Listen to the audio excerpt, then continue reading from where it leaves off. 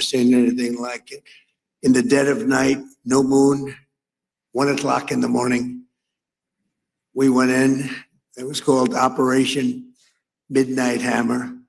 And every single one of those bombs hit their mark. Air shafts. They will never build an air shaft again, I promise you that.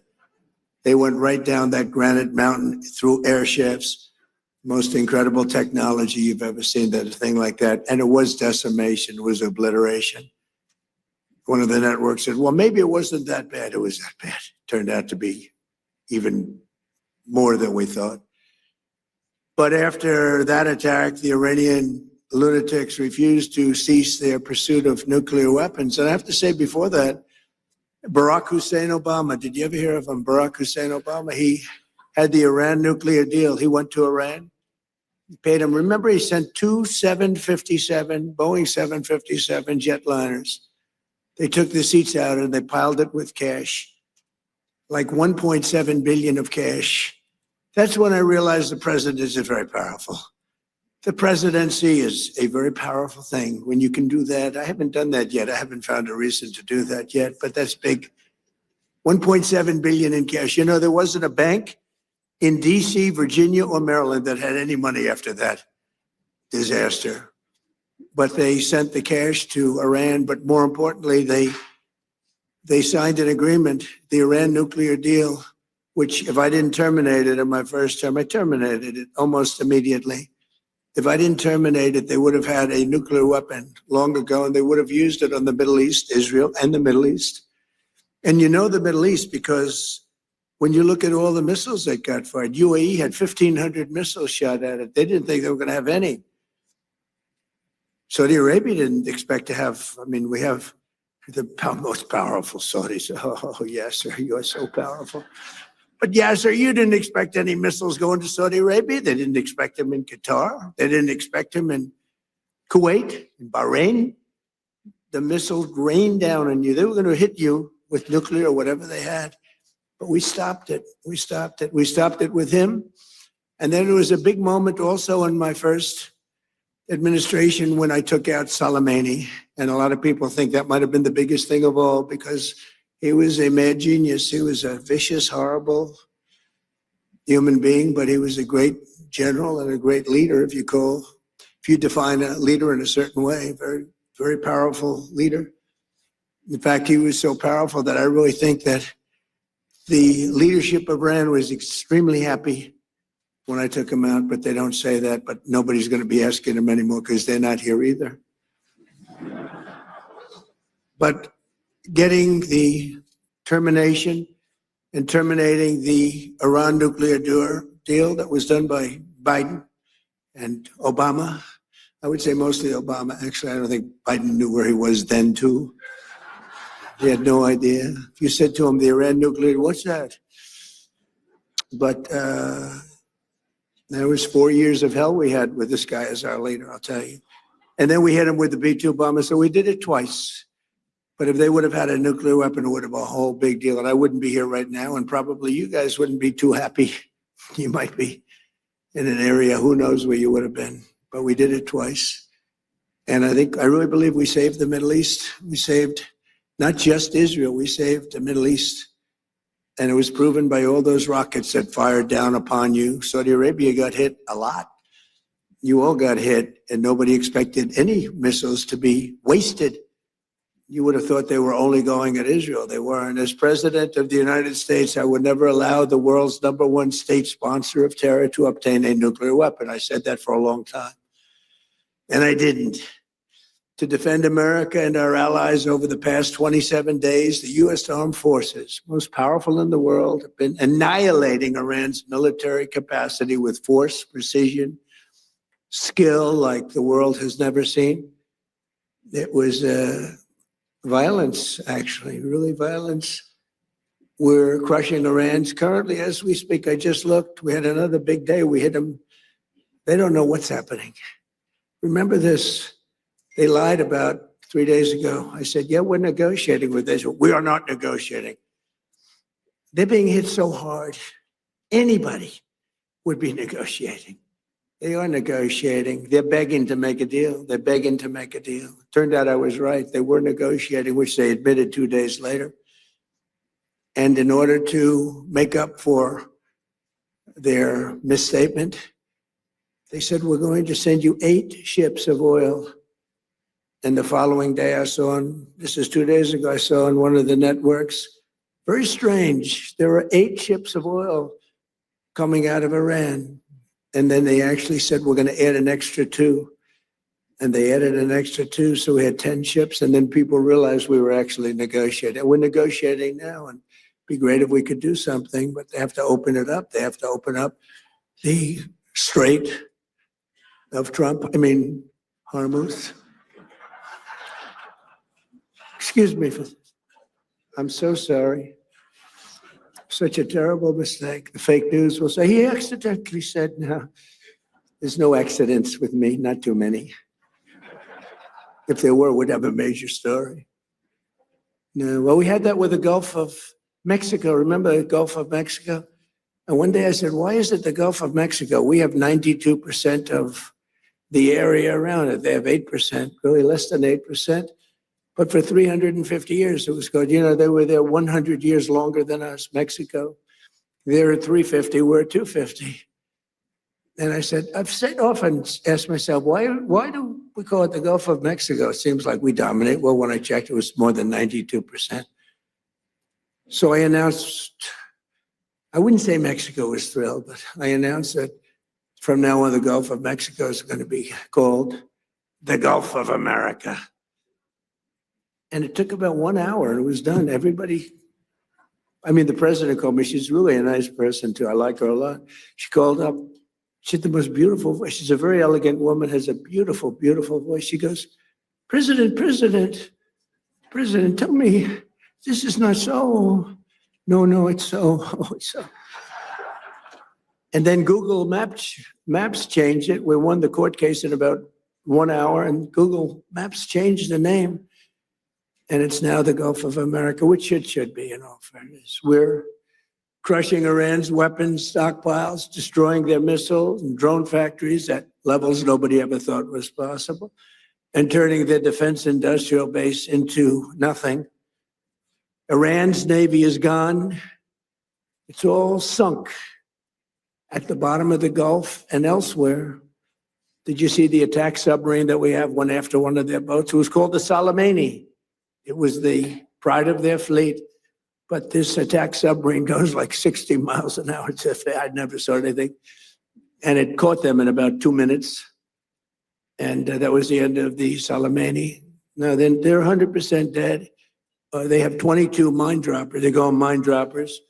And the mine droppers, all 22 are gone. So I guess they can drop mines, but they're going to have to take them out by a rowboat because they don't have any boats. Their Air Force is dead, totally, completely dead. It's out of business. No planes left at all. Their anti-aircraft and communications capabilities are totally dismantled and dead. And their leaders are all dead. Other than that, I think they're doing quite well. No, their leaders are dead. Their supreme leader is no longer supreme. He's dead. Son is either dead or in very bad shape because nobody's heard from him. I think he says, just keep me out of this. This is the only country where nobody wants to lead. There's nobody. Who would like to lead Iran? Please raise your hand, a big audience of just saying, who would like to be our leader? Dead silence. Nobody wants to lead. Now, we have an amazing military. We have the greatest intelligence apparatus that anybody's ever seen. We can tell you everything that's going on. We know everything that's going on. We're achieving each and every one of the military objectives 4 weeks ago. And we're doing it. We're not into it very long. We wouldn't have thought we would have been. We knew it was going to be easy. We call it a military operation. We don't call it a war. We call it a military. We don't call it a war. We call it a military operation. We're very disappointed, by the way, with NATO. They didn't come to our aid. I didn't try too hard, actually, because I wanted to prove a point. I didn't sell. They probably think I'm a lousy salesman. I said, would you like to help us? To President of France, Macron, nice guy. He is a nice guy. He said,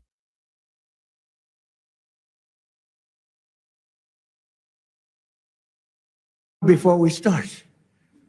And UK, our longest ally, you know, nobody ever thought this was possible. I said to the Prime Minister, I said, Mr. Prime Minister, we'd like you to have 2 aircraft carriers. They're little ones. They're not very good. I know they don't go fast, and I know they don't work very well, but we could probably use them maybe for helicopters. And they said, yes, so. And they said, yes, so, yes, we are preparing them.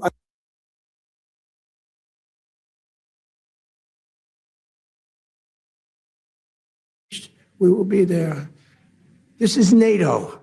And I've always said NATO's a paper tiger.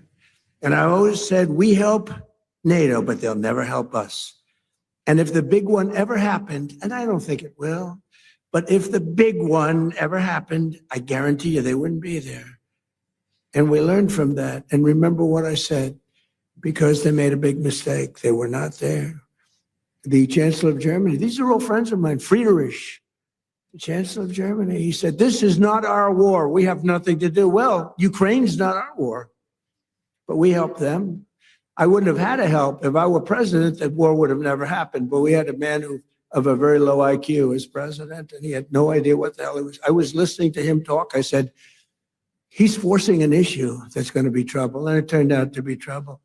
Last week, 28,000 soldiers died. The week before that, 32,000 soldiers died. I think we're going to get it settled, but it's a terrible thing. Worse since World War II.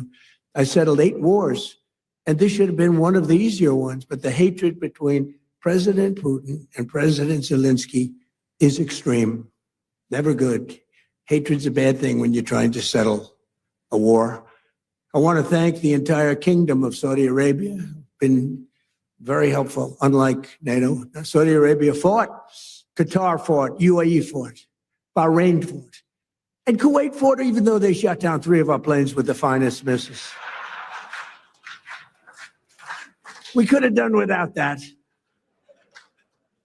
They didn't know they were our planes. They wasted 3 great Patriot missiles, and you have to say there's nothing like these Patriots. You know, we had an attack of 101 a few days ago. 101 missiles shot at a very valuable thing that we had floating on the water, namely an aircraft carrier, biggest in the world. And they were shot, 101, going 2,500 miles an hour. And out of the 101 missiles shot, 101 missiles were shot down and spread out all over the sea. Pretty amazing. That's called incredible technology, right, Steve? That's called great technology. Think of it, 101 missiles going 2,500 miles an hour. You don't have a lot of time.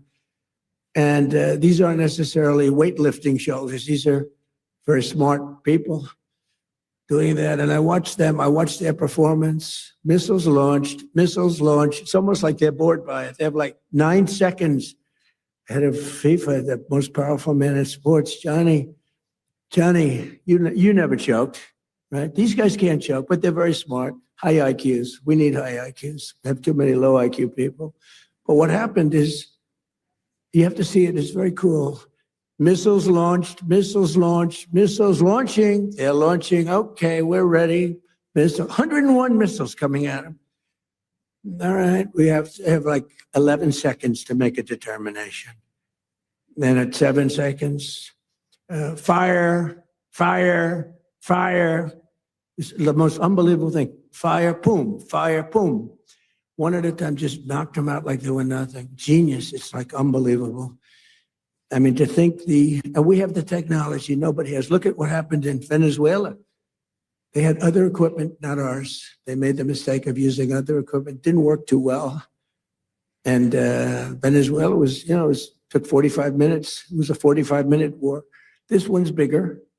It's a bigger country, a lot more powerful. It's a lot more powerful, but it's not powerful anymore. Within 2 days, I think the damage was done, but now it's really done. Now we're just going after targets. And they have no anti-aircraft, so we're just floating over the top. Look, anti-aircraft, so we're just floating over the top looking for whatever we want, and we're hitting it. And we have another 3,554 targets left, and that'll be done pretty quickly. And then we, at some point, we're going to have to determine what we do. But they have, they've never seen anything like it. When we hit Venezuela, that's a very strong military country. They have soldiers. If you've ever been there, I've been there. They have a lot of soldiers walking around all over the place. Everyone's a soldier. Very military kind of a place. And the general, there was a general, professional general, really good. And he said, we were all set for him. We knew there was a problem when we noticed at 1 o'clock in the morning, every 32 seconds, another airplane, a very fast plane, was coming off the deck of an aircraft carrier. That's actually the biggest aircraft carrier in the world. And every 32 seconds, boom, boom, boom. And it was 1 o'clock in the morning. So we said, okay, I think we're in trouble. But they were ready for us, Johnny. And we were ready. He said, we were ready. And then they hit us. And they came from 17 different angles. They were here, they were there. We ran for our lives. It was over. And it was over. And then we took this guy who was a very bad guy, and within literally minutes, he was in the back of a helicopter in a house that was in a big military base with thousands and thousands of soldiers. The house was all steel, with steel doors, steel everything. They had the small steel doors, the big doors. We were equipped for anything. Even the big one would have been opened within 30 seconds. They walked in with blowtorches. And within minutes, he was out of the house, being thrown into the helicopter, sailing away. And the soldiers just looked, bye, bye. Enjoy your trip, sir. It was amazing. It was but this is more amazing what's happening now, because we took a very strong country. I could see that, yes, sir, the problem you would have had. I mean, this was not a weak country. This was a strong country. They had over 10,000 missiles that they accumulated since October 2nd, if you think. Since the B-2s, really since the B-2s, they accumulated them in a matter of months, 6 months, but they had well over 10,000. They had rocket launchers. Rocket launchers are more important than the rockets, because you take a rocket launcher out, that's the end of that. People think you can take those big rockets and throw them out your window, like when you were a child with the paper airplanes. You said, it doesn't work that way. You need those launchers, and we knocked out 97% of the launchers. That's why you may be attacked, but you're not being attacked with very heavy numbers of missiles like at the beginning. But in particular, I want to thank my friend, the Crown Prince Mohammed, who is a fantastic man and a great friend of mine, and a friend of all of yours, I think.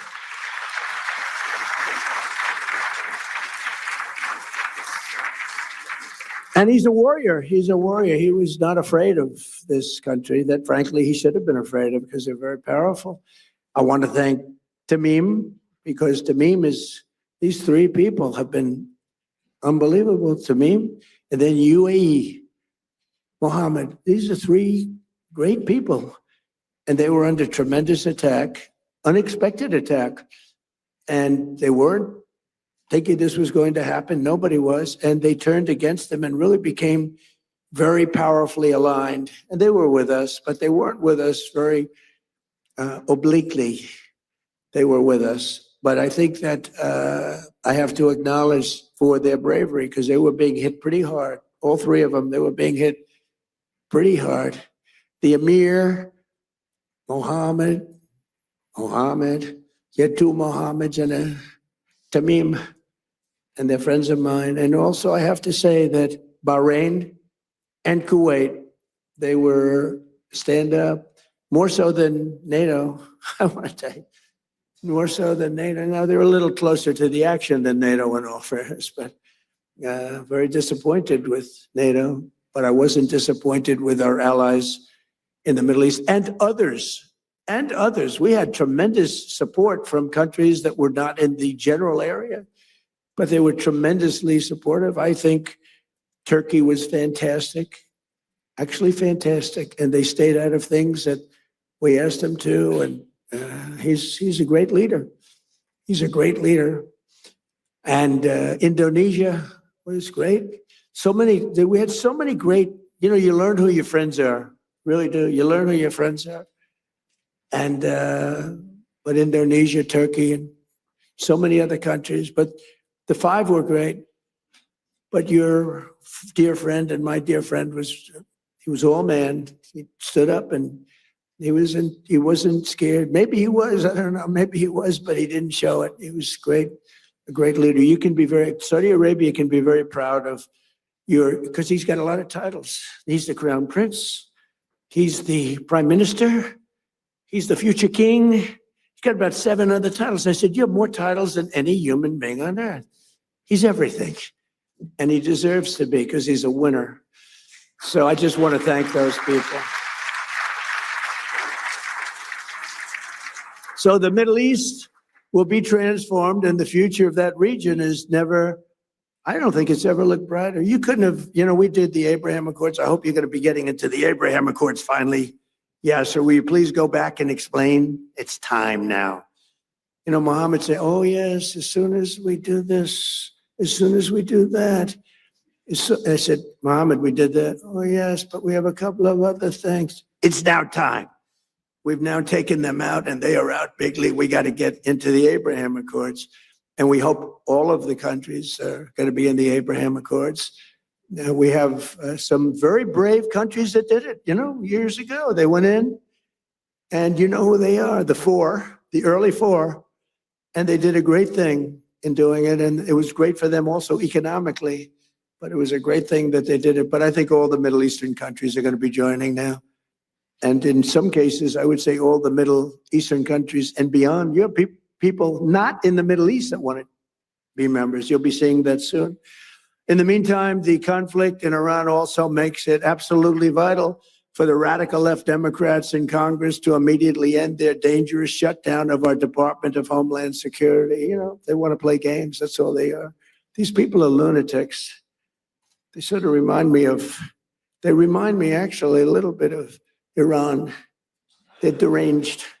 They're deranged Democrats. For 42 days, they've tried to completely eliminate funding for the number one duty of government, which is keeping America safe. And they want no ICE. They want no border patrol. They want no protection of any kind to be given, reopening our borders and stopping all immigration enforcement in our country. They want to have our borders be open again. We took in 25 million people. We've gotten a lot of them out. Tremendous numbers of people that should never have been here. Over 4 long years before my election, these same radical, lunatic Democrats let 25 million people pour across our borders like they were nothing, like they were non-existent. These people were totally unvetted, unchecked, including murderers, drug dealers, gang members, vicious criminals, even the criminally insane. In 2024, the American people voted in a landslide to stop the invasion of our country. And I won all 7 swing states by millions and millions of votes. We won the Electoral College by a massive number. We won the popular vote, millions and vote, just millions. This was a big election. I loved every minute of it. And for the first time, no Republicans done anything like this in decades, but for the first time we won the counties of America. That's a big one. 2,700 to 525. 2,700 to 525. 87% of the vote. We won 87% of the counties. In other words, it was a mandate like our country has not seen in many decades. It was a mandate for an ideology, which is an ideology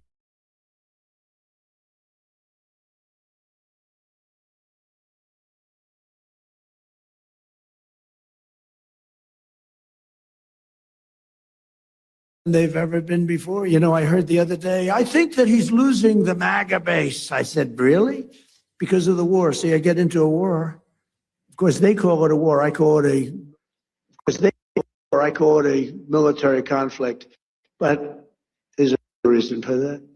But you get into a war or a military conflict for you, and then they say my base. I said, no. MAGA is stronger than ever because MAGA's make America great again. But my MAGA people, which is the greatest phrase in the history of politics. It's the most important movement by far, probably in the history of the world. I mean, you know, there's never been anything like this. And in fact, just a few days ago, you have to understand, the fake news right back, oh, that's a lot of fake news. Yeah, so you brought a lot of fake news with you. They must know you're going to make a speech at some point, because look at the, but what happened is the fake news was saying, he may, they hope, you know, it's like, oh, we got to get rid of this guy. They say, he may be losing his MAGA base. And that would be maybe the end of him. And then I happened to be watching CNN, which is terrible. They treat me terribly. In fact, just a few days ago, CNN had a poll that had me at 100% of MAGA voters. They said they've never seen anything like that. Can you put that up? I actually said if you could put it up. Do you have the technology to put it up? Go ahead, give it a shot. You know, sometimes you look at the polling data and there are numbers that just jump off the screen at you. And this is one of those. Because just take a look here. MAGA GOP view of Trump. Approved 100%. 100%. If you are a member of MAGA and the GOP, you approve of Donald John Trump. 0% say that they disapprove. You don't have to be a mathematical genius to know you can't go higher than 100%. He is the 1972 Miami Dolphins. Good technology, thank you. I figured you'd have good tech. I said, I wonder if they could put that poll up. We just did it 2 minutes ago. No, but I was watching this and I'm hearing them saying, could he be losing the MAGA base? I don't think so. You know why? Because MAGA wants to win, number one. Number two, they want our country protected. They don't want another country out there that's hostile and crazy to have a nuclear weapon. And number three, they like us protecting certain allies, whether it's Israel or Saudi Arabia or Qatar or UAE, any of them. They want that. MAGA wants strength and they want victory. They want success. And that's what we have. And we have been very, very successful. You know, when I went into Venezuela, I said, because I campaigned on the fact peace through strength, you wouldn't have to use it. I said, you'll never have to use it, but sometimes use it. And Cuba's next, by the way, but pretend I didn't say that, please. Pretend I didn't say that. Please, please, please, media, please disregard that statement. Thank you very much. Cuba's next. So despite the radical left Democrat shutdown, we will continue to defend the sovereign borders of the United States of America and will defend our allies. Your ally. You didn't know they were that tough, did you? You didn't know. They were pretty tough, Iran. Not tough anymore. Now we'll continue to deport dangerous criminal aliens from our country. Just days ago, an 18-year-old girl in Chicago named Sheridan Gorman was gunned down by a savage criminal alien led in by Sleepy Joe Biden and released in a Democrat sanctuary city. He was an animal. The same month, an 83-year-old veteran, highly regarded person was shoved onto the subway tracks and murdered by an illegal alien with a long criminal history in New York City. These are vicious criminal thugs, disgusting human beings that Democrats have defunded our airports to protect. They want our airports to be defunded so that these people can come into our country. Not going to happen. We're not going to have it. That's why this week I deployed ICE to our airports to help reduce the delays. People there are doing a great job, but they didn't want to pay them. The Democrats didn't want to pay them. And a short time ago, I also ordered emergency funding to resume paying the TSA agents immediately. They're getting paid. Democrats must stop their dangerous and destructive shutdown and reopen the Department of Homeland Security without delay. And it's time that they start thinking properly. That's why they lost in such a landslide and put America first. It's time that they start thinking about America first. And we're honored to be joined tonight by many distinguished guests from around the world, including FII Institute Chairman Yasser Al-Romayyan. Where are you, Yasser? Come here, stand up. Yes, yes, please. What a nice name. What a nice name. And his son, Faisal. And by the way, I've known him really well, but you know, I've never heard his last name. So I'm saying, who the hell is Yasser? I know Yasser. I said, who the hell is that guy? But I know him by Yasser, right? I didn't know if it was your first name or your last name. All I know is he's got a lot of power. All I know is he's got a lot of cash. And he's another great leader, actually. And he's a good friend of mine. So nice to be with you and nice to be with your son. Son's beautiful. Saudi Minister of Finance, Mohammed Al Jadaan. Thank you very much. Thank you very much. Nice to see you again. Good job. I mean, if you want to be a Minister of Finance, Saudi Arabia is a good place to do it, right? You don't have any dearth. There's no dearth of funds. Most places, they say, where are we going to get the money? How about a tax increase? Minister of State, Mohammed Al Sheikh. Mohammed. Thank you very much. Great honor. Chairman of the Saudi Esports Federation, His Royal Highness Prince Faisal. And of course, please. Thank you. And of course, the kingdom's wonderful ambassador to the United States, Her Royal Highness Princess Rima, who's great.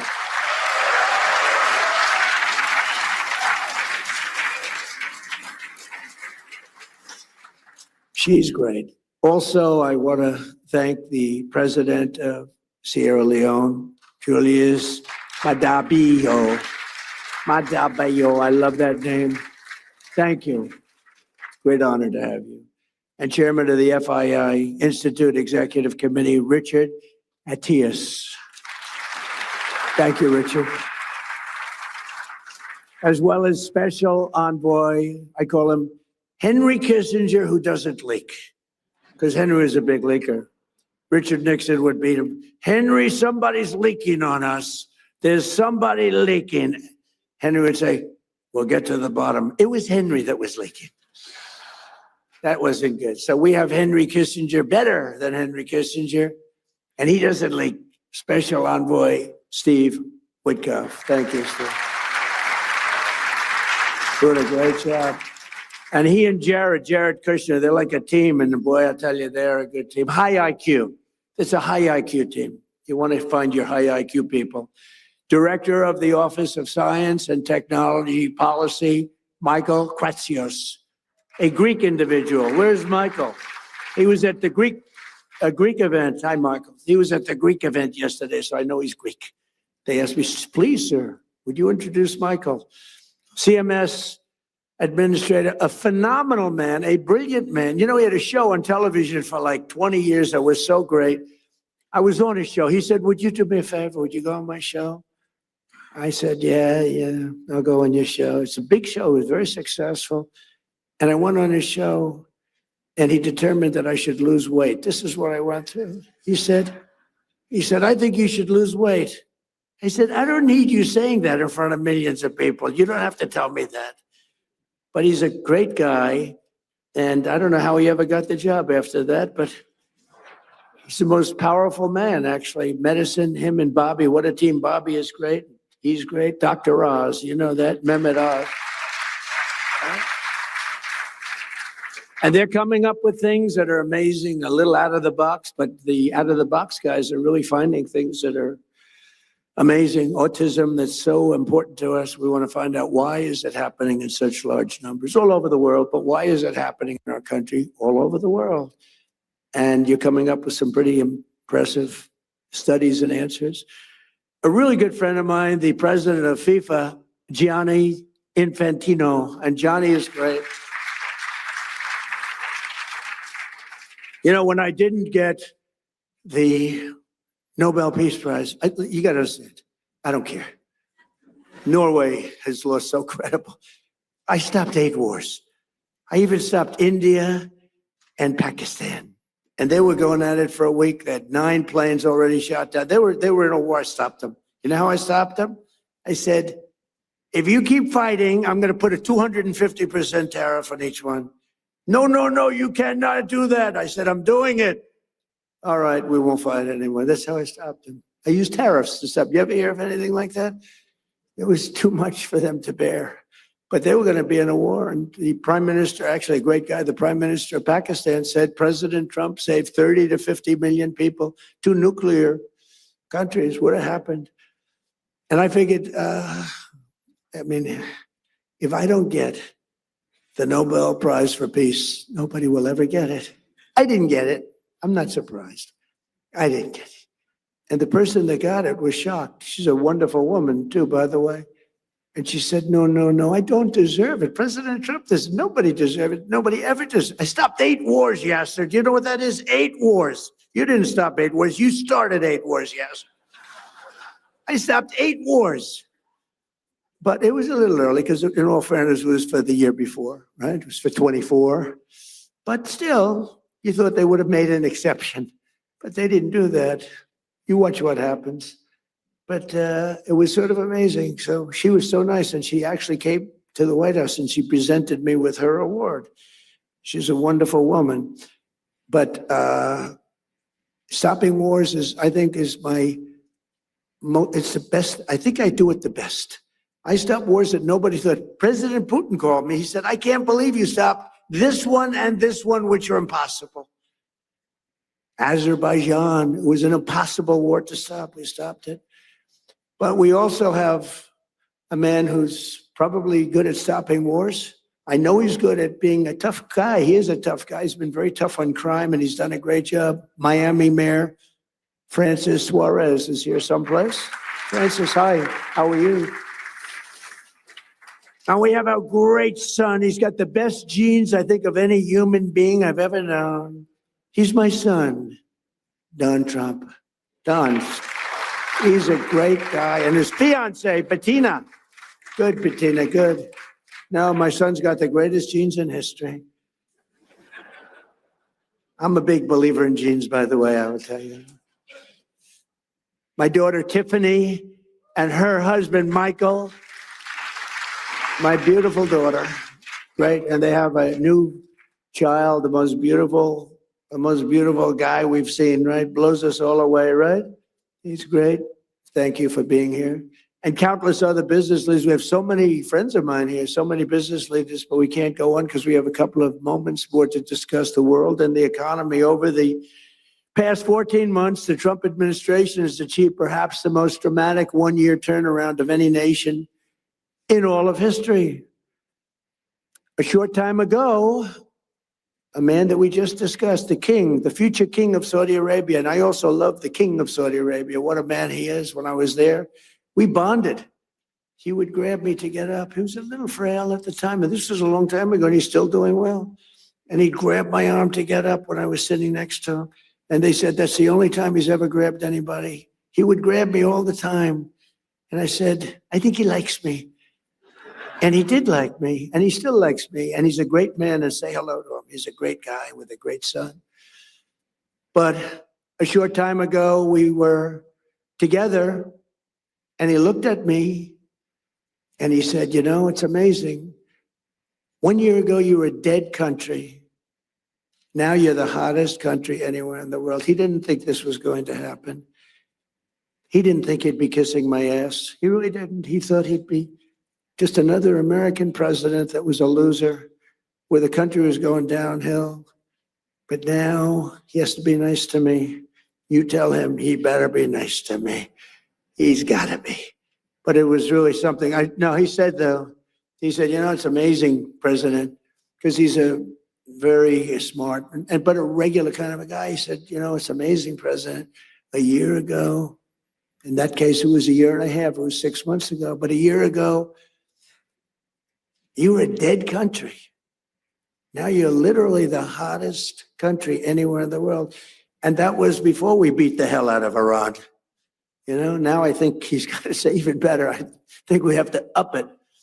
But he's fantastic. And everything we do, we're working to make America the #1 place on earth to do business. We passed the largest tax cuts in American history, including no tax on tips, no tax on overtime, no tax on Social Security for our great seniors.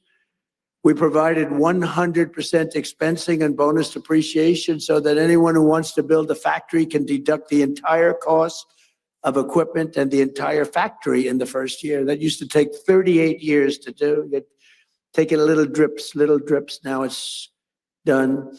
And you know, a lot of people remember that my first 4 years was the most successful time we've ever had financially in the history of our country. We had an unbelievable success, but this is much better. And by the way, when this war ends, it's going to be like a rocket ship. I thought we were going to go down more, and I thought oil prices were going to go up higher than they are now. It's not finished yet. I'm not saying it's sort of finished, but it's not finished. It's got to be finished.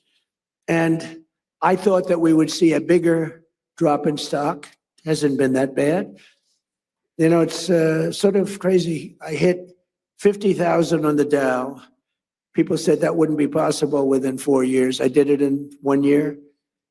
And then we hit 7,000 on the S&P. People said that's even harder than hitting 50,000 on the Dow.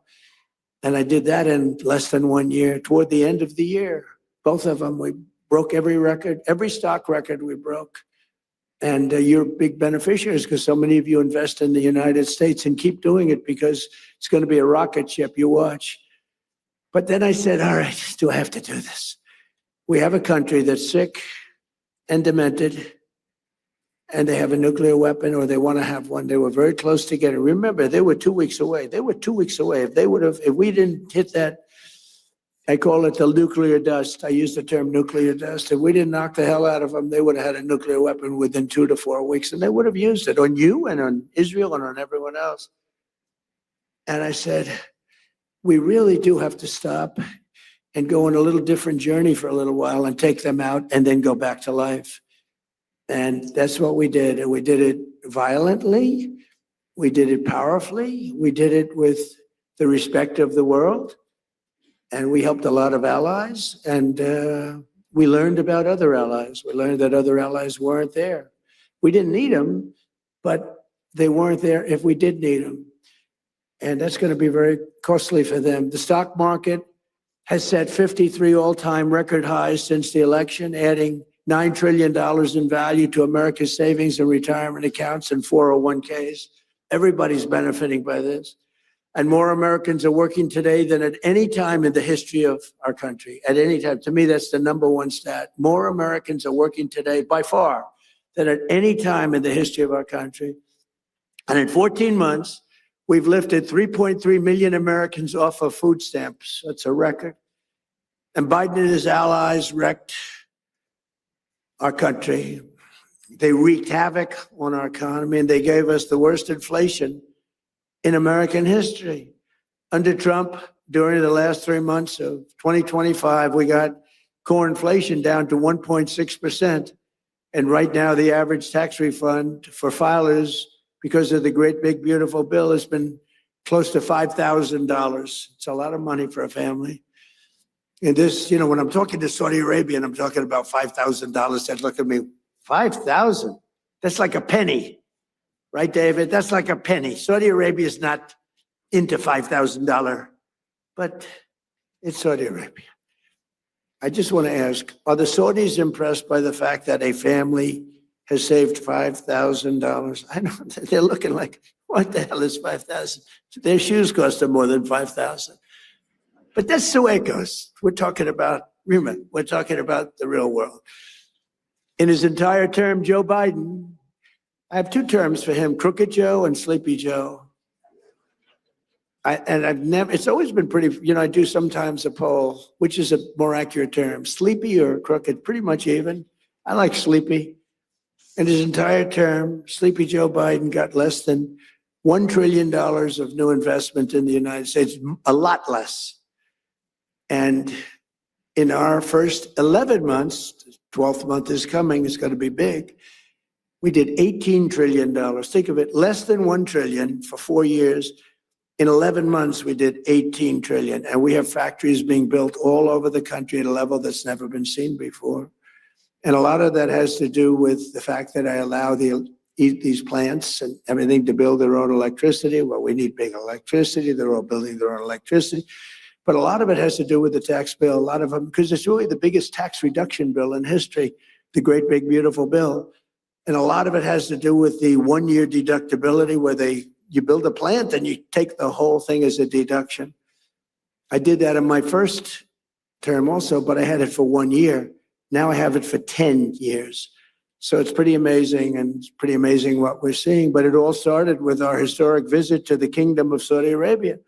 My first visit was to the future king. And on that first foreign trip of my presidency last May, the Crown Prince announced that Saudi Arabia would be investing an incredible almost $1 trillion in the United States, which he later increased. As just a few examples of these new partnerships, Oracle will be building a $14 billion worth of cloud computing and AI infrastructure in the kingdom. I didn't know that, David. We have to talk to your father about that. Why isn't he doing it here, David? I'm very upset with you. And by the way, David has done a very good job. David Ellis said he just had a very big win. And your father's very proud of you because your father said, that's a tough one. And you got it done. It's going to be a great success. You're going to be a great success. You're going to blow away your father. And he'll be very happy about that because he loves you. But it's a great family. Great family. Say hello to him, okay? You're going to have a big, big success with the deal he made. Boeing is selling dozens of 737 airplanes in a deal valued at $4.8 billion and supporting approximately 20,000 U.S. jobs. And during our trip, the United States and Saudi Arabia, and I must say also Qatar, we visited, they were fantastic. And UAE, we visited, they were fantastic, all three of them. We took in a total of almost $3 trillion from just those three countries. But Saudi Arabia signed the largest defense sales agreement in American history, nearly $142 billion of the finest military equipment anywhere in the world. We make the best military equipment in the world by far. Nobody's ever figured out the Patriot. I mean, when you can shoot down 101 out of 101, that's good stuff, right? And those suckers are traveling at 2,000, Mr. Minister, 2,500 miles an hour. You better hope you don't have chokers sitting behind that desk. Because if they're about 1 second late, that's the end of it. You know, you say, well, we missed them. They're coming. When I hosted the Crown Prince at the White House last fall, we officially designated the kingdom as a major non-NATO ally, first time. And for the very first time, we agreed to sell Saudi Arabia perhaps the most capable fighter jet ever built, the F-35. The F-35 is amazing. And we sell them very sparingly. We don't want other people to have them. I'm confident that this partnership and so many others around the world will continue to grow and thrive because under President Trump, America once again fights and competes for one thing. We fight to win. We fight for justice and we fight to win. We don't fight to be politically correct like we did under other presidents where we fought to just keep fighting, fighting, fighting. And, you know, when I took out ISIS, I was told by generals it would take 4 to 5 years. And I met General Raisin Kane, who's our top person, head of the Joint Chiefs of Staff. I said, if I ever do this thing again, if I ever get in, I'm putting that guy as the head of the Joint Chiefs of Staff. I went to see him in Iraq, and I said, why is it taking so long to destroy ISIS? We have the best weapons in the world. And I understood why, but I had generals, I call them the television generals. They weren't any good. Mattis, Milley, they weren't any good. They were lousy. But they said, sir, it will take about 4 years. When I went over and I met General Kane, I said, how long will it take? 4 weeks, sir. You'll have a lot of time left over. I said, wait a minute. Did you say 4 weeks? 4 weeks, sir. It'll take 4 weeks. You'll have a lot of time left over. That's our new head of the Joint Chiefs of Staff. And he said, how do you do that? Well, sir, we were only able to fight from this one very far away location because nobody wanted to use all of our portable runways that we have all over the Middle East. We have portable runways, can you believe it? We have everything. But nobody wanted to use them because they didn't want to insult the country where the runway was located.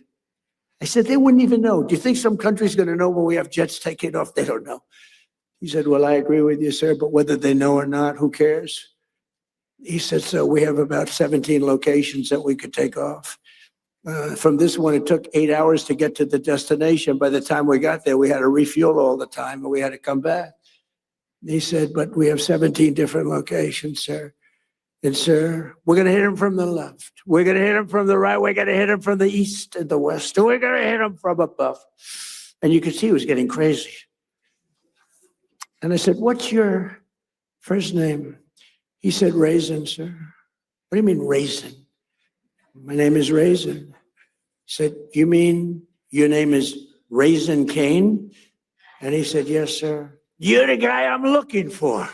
I've been looking for you for 4 frickin' years. I found Raisin Kane. His first name is Dan, but his nickname is Raisin. And I love that. I loved Raisin Kane. And I said, if I ever get in, this is before I decided to even run. I said, if I ever run and if I win, that guy's going to be the head of the Joint Chiefs of Staff. That's exactly what happened. And he was all for me and I'm all for him, but he's a great general. He's like one of these football coaches that's great. You know, there's some great ones, Johnny, right? And all they do is they sit, their wives are complaining, everyone's complaining. They never go, they don't see anybody. They just go into the room and they study film and tape. Then they go out and win and everyone says, and other guys are out there playing golf.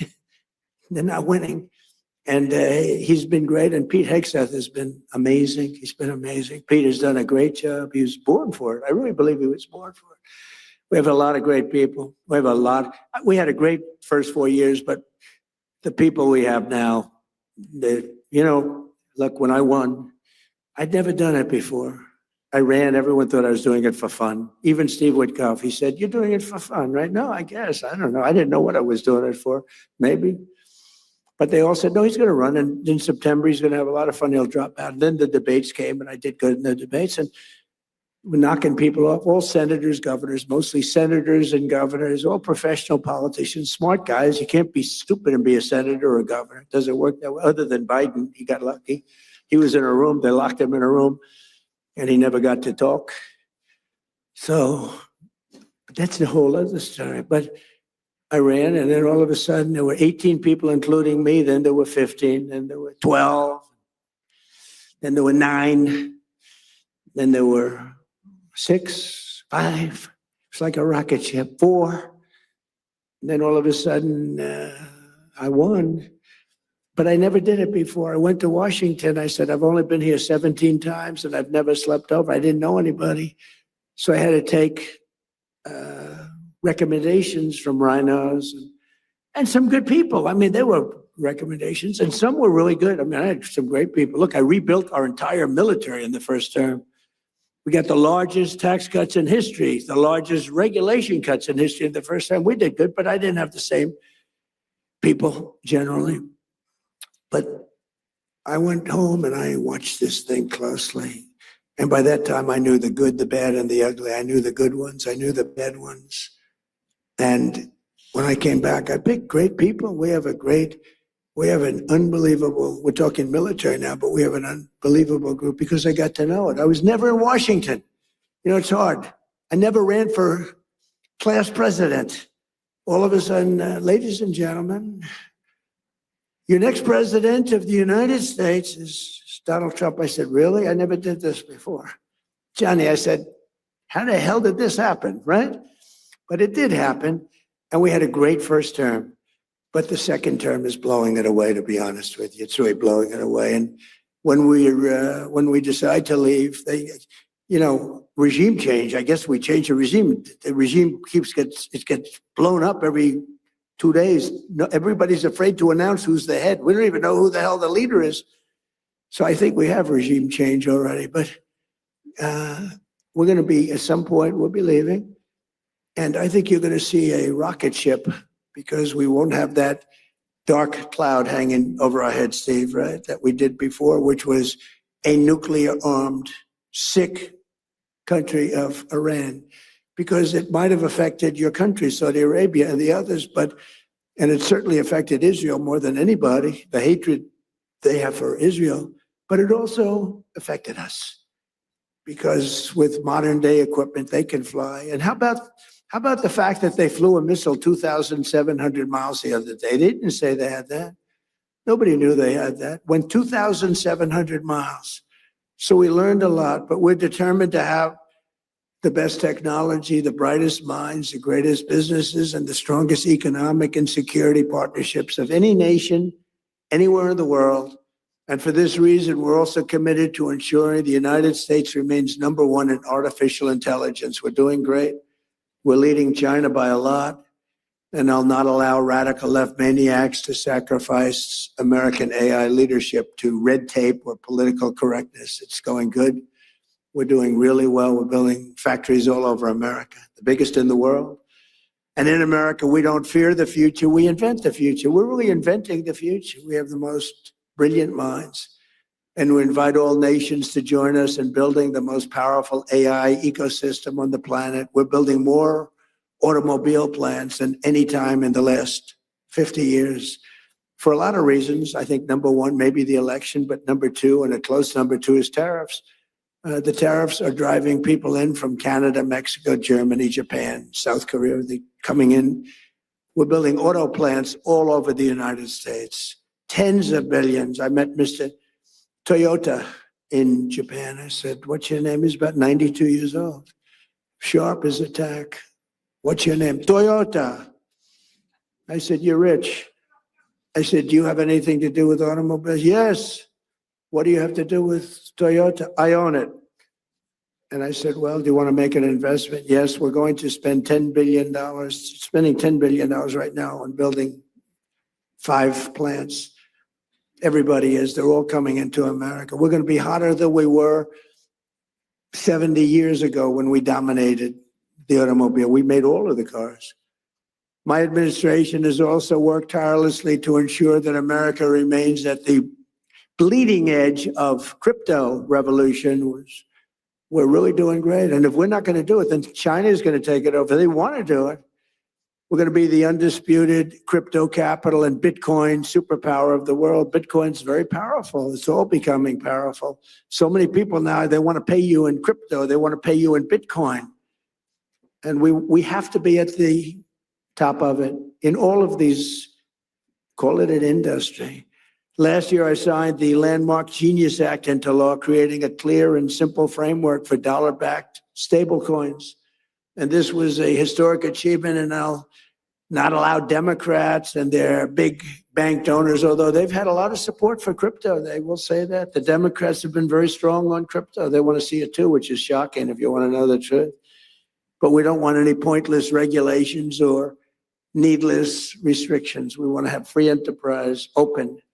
America became the world financial capital because we were the strongest and the freest nation on earth, and the Trump administration's going to keep it that way. We're very open. And I tell people, if you have problems, call me. And some of them are amazed. I actually take their call and get their problem solved.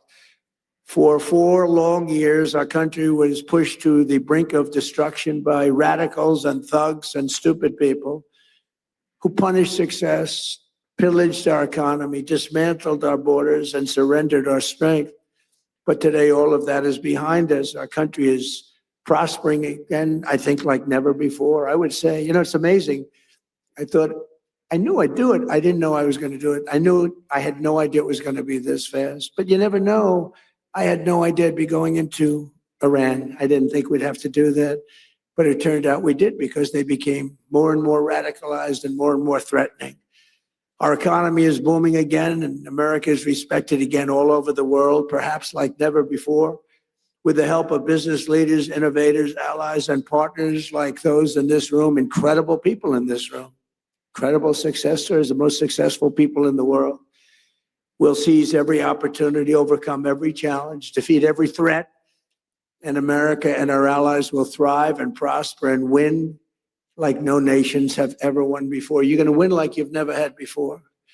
So I want to just thank everybody very much, and I am asked to take a few questions. And unlike other politicians, they would like the questions screened. I don't ask for screening of the questions. You can ask me anything you want. You can talk sex. You can do whatever the hell you want. I'm here for you. Whatever question you want, you can ask. So do you want to do that? Do we have some people handling this? Here he comes. Look at this man. Very powerful man coming up, ladies and gentlemen. We'll take some questions. Good. Thank you. Thank you very much, Mr. President. Thank you so much. And thank you for accepting to take 5 questions. We don't want to take too much of your time. So let's talk about business. In one sentence, where should the world invest in America right now? Say it, what? Where should the world invest in America right now? Well, look, the one that they're going crazy about is AI. Now, sometimes you'll say, let's go the opposite, because I've seen it. You know, everyone goes, but AI is going crazy. AI. So my family, we made Don, the whole family. Erica's doing a good job. All of us, Ivanka, we liked real estate. When you can make money in real estate, it's a great business. But I see some of these guys come into my office, they're wearing a T-shirt and they're 24 years old. Dad, he's got a net worth of $24 billion. I said, you gotta be kidding. Off a little contraption. So, but the money seems to be right now AI. And also, if you're in school, like you're going to the Wharton School or the Stern School or any of these great schools, I mean, the numbers that they're paying to go into that business is incredible. Where you see people getting a $10 million bonus to sign, like baseball players or football players. We're giving you a $10 million. I mean, I hate to say because it sounds ridiculous, but there have been some $100 million bonuses paid to sign. So I think probably if you're going to say one thing, AI, and just hope that it works, right? You better hope. So, Mr. President, what is the one leadership trait the world is missing right now? What is missing in leadership? Well, it's winning. You got to win. You know, I've watched a lot of people, leaders, great leaders. And, you know, the one thing about sports is you break it down into, you know, a 2-hour period, something nice. You don't have to wait a lifetime to find out is somebody a winner or a loser. You got a lot of losers, mostly losers, fortunately. It's a good thing to have a lot of losers. I always like to hang around with losers, actually, because it makes me feel better. I hate guys that are very, very successful and you have to listen to their success stories. I like people that like to listen to my success. But I find, and I found this, and I'm only kidding, I want to say that, sort of.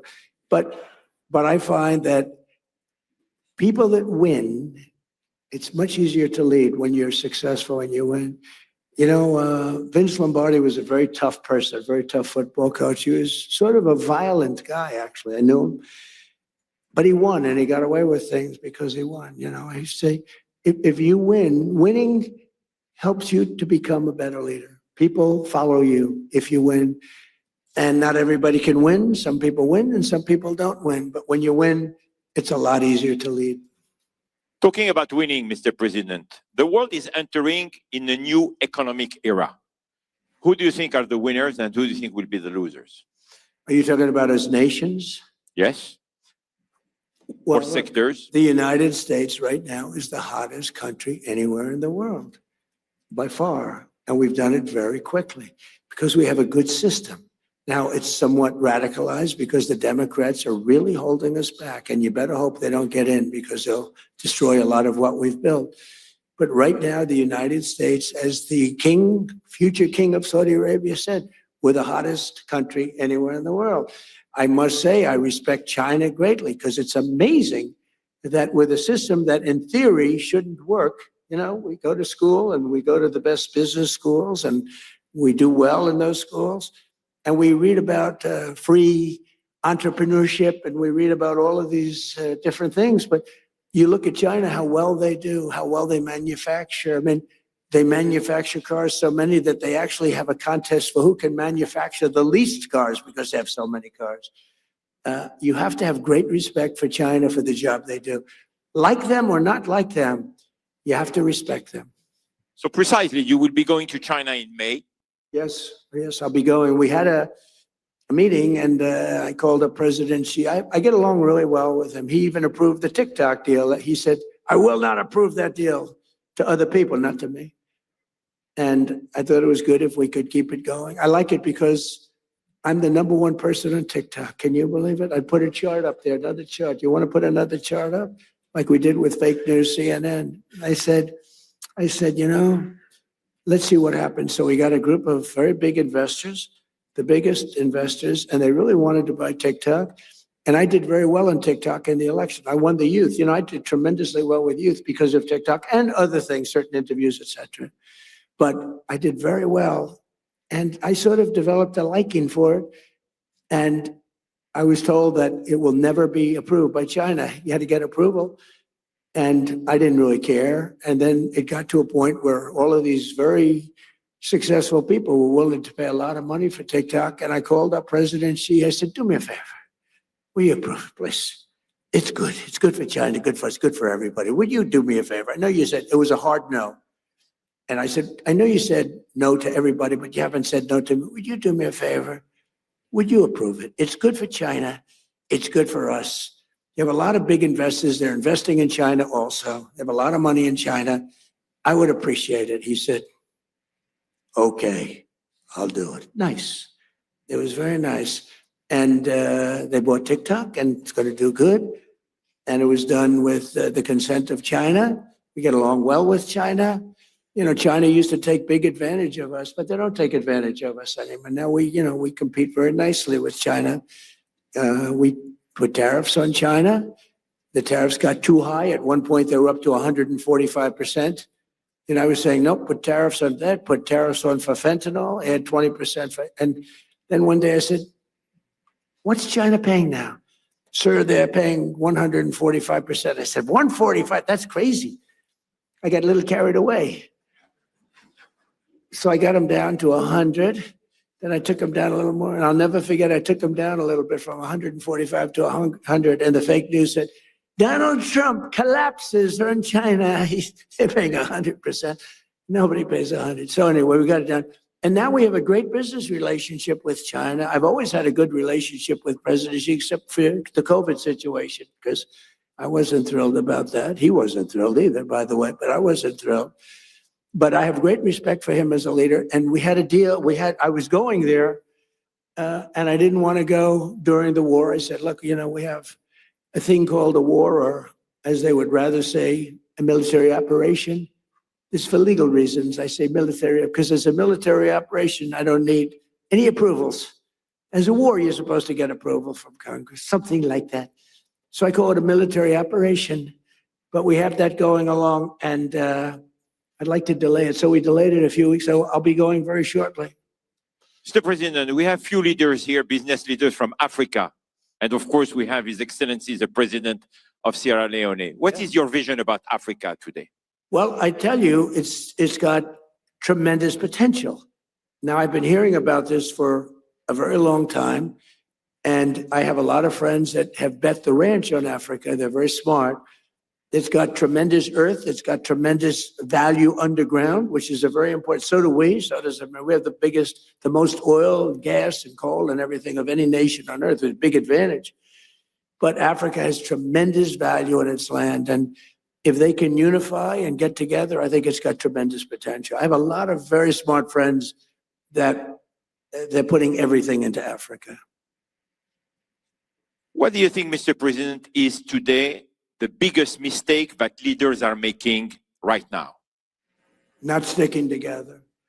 I think that NATO made a terrible mistake when they wouldn't send a small amount of military armament, when they wouldn't send just even acknowledge what we were doing for the world and taking on Iran.